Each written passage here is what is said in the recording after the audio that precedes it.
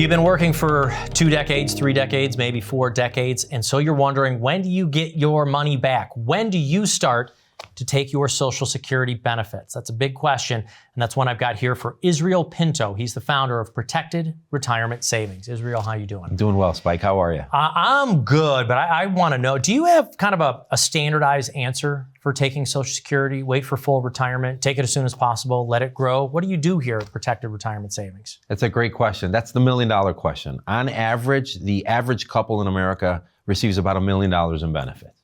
Okay, sounds great. However, that same couple leaves about $110,000 on the table, filing suboptimally. There is no cookie cutter approach to Social Security.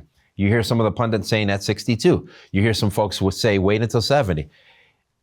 Waiting until 70 ideally is the best course of action because of the increases that you get. However, that is not realistic for everyone. It's got to be tailored to a specific person because there's health issues involved. Mm-hmm. Perhaps you don't have assets set up on the side to wait until 70, right? So you need the money. So again, that question is personal to every single person. Okay. Now, the other thing is that this decision oftentimes will affect your spouse. So if our spouse was the home care engineer, took care of the kids, took care of the house, took care of everything family related, they might be taking half of, let's say, my Social Security.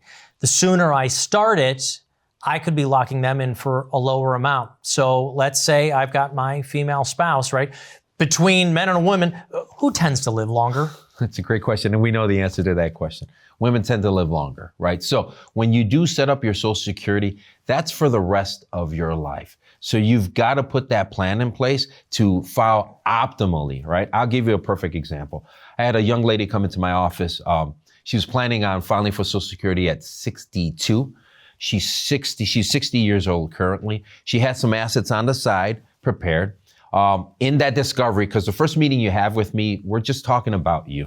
I found out that she was married prior and her husband had passed away. So in that discovery, I shared with her, hey, you can get survivor benefits as well. So long story short, Spike, this is one of my favorite stories. We implemented a plan where she filed on her husband's survivorship. She's holding off now on her Social Security until 70.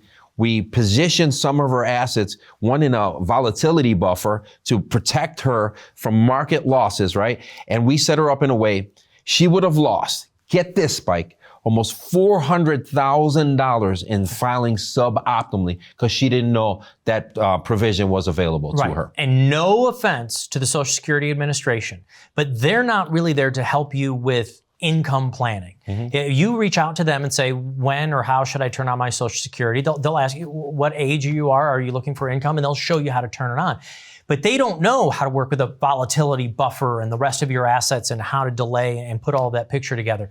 I know you're talking about Social Security, but you don't mind talking with folks about Social Security? I mean, it's not like you get paid for helping them doing their Social Security planning. That's a great question. But again, Social Security is the cornerstone of most folks' retirement plan. Right? That's guaranteed income. I call it your personal pension. So you got to make sure that you get that right. And to your question, calling Social Security, they're not going to help you with your other assets.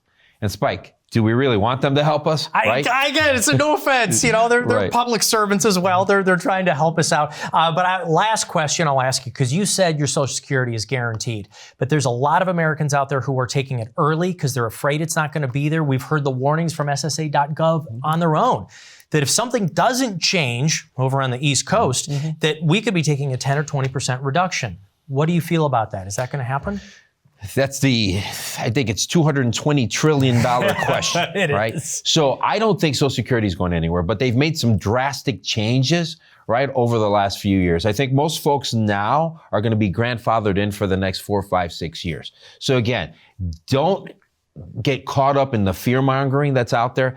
If any political party decides to stop Social Security, they're dead in the water. So again, sit with your personal financial advisor and put together a plan that incorporates Social Security. Again, it's incredibly important for you. Israel, thank you very much. If you're wondering how and when to take your Social Security and you haven't done so yet, please reach out to someone, whether it's us or someone like us. Just make sure it's someone who helps people like yourselves with income strategies to get yourself through retirement. You can do that right here with Israel Pinto. He's the founder of Protected Retirement Savings. And if that makes sense to you, you can also get your retirement scorecard.